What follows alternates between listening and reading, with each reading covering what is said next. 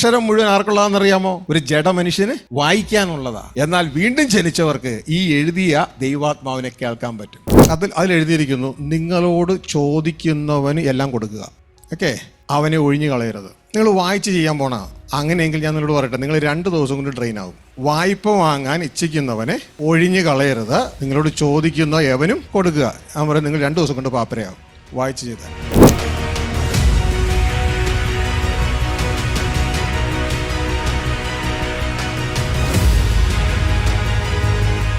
ഇപ്പോൾ daily bread പോയി ബൈബിളിൽ നിന്നൊരു വാക്യം വായിക്കുന്ന രീതിയിലായി. ഇതല്ല, അതൊരു സാധാരണ ചർച്ചിലെ ലെവലാണ് നിങ്ങൾ ഉദ്ദേശിക്കുന്നത്. അതല്ല ഇവിടെ ആഗ്രഹിക്കുന്നത്. ഡെയിലി ബ്രെഡ് എന്ന് പറയുന്നത് നിങ്ങൾ ആത്മാവിൽ നിന്ന് കേട്ടതാണ് ഉദ്ദേശിക്കുന്നത്. മനസ്സിലാവുന്നുണ്ടോ? നിങ്ങൾ വെറും ജഡമനുഷ്യരല്ല.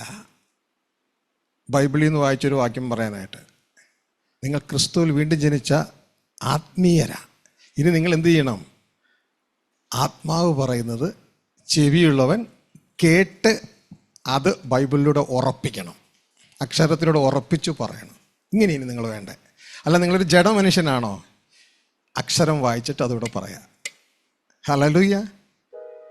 എന്നാൽ നിങ്ങൾ യേശുവിനാൽ വീണ്ടും ജനിക്കപ്പെട്ടോ. ഇനി നിങ്ങൾ ആത്മാവിൽ നിന്ന് കേട്ട്, ആത്മാവിനാൽ നയിക്കപ്പെടുന്നവരാണ് ആര്?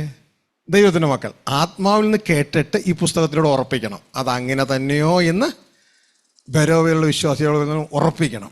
ഉറപ്പിച്ചിട്ട് അത് പറയുമ്പോൾ എന്തു പറ്റും? അത് ദൈവത്തിന് ജനിച്ചതായതുകൊണ്ട് ദൈവത്തിന് ജനിച്ചതൊക്കെയും ലോകത്തെ ജയിക്കും, നമുക്ക് ജീവൻ കിട്ടും. മനസ്സിലായ? ഇത് നമ്മൾ കറക്റ്റായിട്ട് അറിഞ്ഞില്ല എങ്കിൽ വീണ്ടും അടുത്ത ദിവസം ഒരാൾ ഇത് വായിച്ചിട്ട് എനിക്ക് ഇന്ന് കിട്ടിയ വചനം.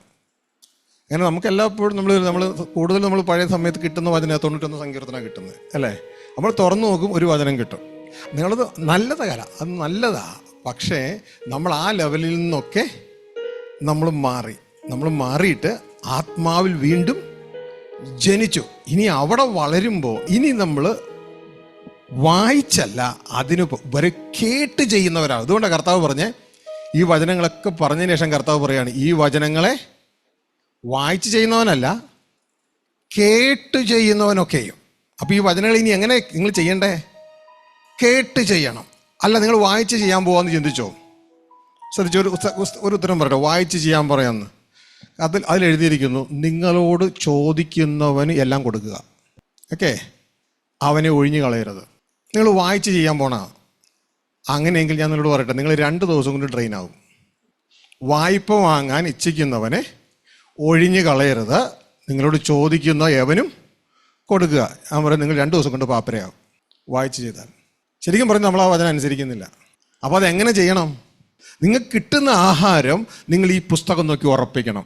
അത് നിങ്ങളുടെ മനസ്സിൽ നിന്ന് വന്നതാണോ, പിശാച് തന്നതാണോ, അത് ദൈവം സംസാരിച്ചതാണോ? ദൈവം സംസാരിക്കുന്നതെല്ലാം ഈ പുസ്തകം ബൈബിളിന് അനുസൃതമായിരിക്കും. അതിൽ അപ്പുറത്തേക്ക് ഇപ്പുറത്തേക്ക് ആ ഫെൻസിങ് വിട്ട് പോകത്തില്ല. അതൊന്ന് ശ്രദ്ധിക്കുക. ആത്മാവിനെ ദൈവത്തിൻ്റെ വചനം വളരെ വ്യക്തതയോട് പറയാണ്, ആത്മാവാൽ നയിക്കപ്പെടുന്നവരാണ് ദൈവത്തിൻ്റെ മക്കൾ. ഇനി അക്ഷരത്തിലേക്കല്ല, നമ്മളെ ആത്മാവ്, നമ്മളവിടെ വീണ്ടും ജനിച്ചു. ഇനി വ്യക്തിയാൽ നയിക്കപ്പെടണം. വ്യക്തി നേരത്തെ എഴുതിയ പുസ്തകത്തിലെ അക്ഷരങ്ങൾ ഇവിടെ ഉണ്ട്. അക്ഷരങ്ങൾ നല്ലതാണ്. അക്ഷരങ്ങളെല്ലാം നമുക്ക് ആർക്കുള്ള ചൂണ്ടുപലകയാണെന്നറിയോ? ആരിലേക്കുള്ള ചൂണ്ടുപലകയാണെന്നറിയോ? ഈ അക്ഷരങ്ങളൊക്കെ ക്രിസ്തുവിലേക്കുള്ള ചൂണ്ടുപലകയാണ്, ആത്മാവിലേക്കുള്ള ചൂണ്ടുപലകയാണ്. മനസ്സിലാവുന്നുണ്ടോ? ഇതുകൊണ്ടാണ് പറയാം, നിങ്ങൾ ആത്മാവിൽ ജനിച്ചിട്ട് വീണ്ടും ജഡത്തിൽ പോയി അവസാനിക്കുന്നോ? ബുദ്ധിയില്ലാത്ത ഗലാത്യരെ. ഹല്ലേലൂയ. ഈ അക്ഷരം മുഴുവൻ ആർക്കുള്ളതാണെന്നറിയാമോ? ഒരു ജഡ മനുഷ്യന് വായിക്കാനുള്ളതാ. എന്നാൽ വീണ്ടും ജനിച്ചവർക്ക് ഈ എഴുതിയ ദൈവാത്മാവിനെ കേൾക്കാൻ പറ്റും. അവരാ ദൈവരാജ്യത്തിലാണ് വീണ്ടും ജനിച്ചത്. അതുകൊണ്ടാണ് ദൈവത്തിൻ്റെ വചനം പറയുന്നത്, നിങ്ങളുടെ പൗരത്വമോ സ്വർഗരാജ്യത്തില്. ജനിച്ചാലേ പൗരത്വം കിട്ടൂ. അതുകൊണ്ട് നമുക്ക് എല്ലാവർക്കും അവിടുത്തെ പൗരത്വമുണ്ട്. അതിൽ വളരണമെന്ന് പ്രത്യേകം ഓർപ്പിക്കുകയാണ്. എന്നാൽ തിരിച്ചറിയുക, ഈ നാളുകളിൽ കർത്താവ് തരുന്ന പുതിയ വീഞ്ഞ് നമ്മൾ പഴയ ദുരിതത്തിൽ കൊണ്ട് വെച്ചതുകൊണ്ടാണ് ഈ ഒരു ഗതികേട് സഭയ്ക്ക് വന്നു പോയത്.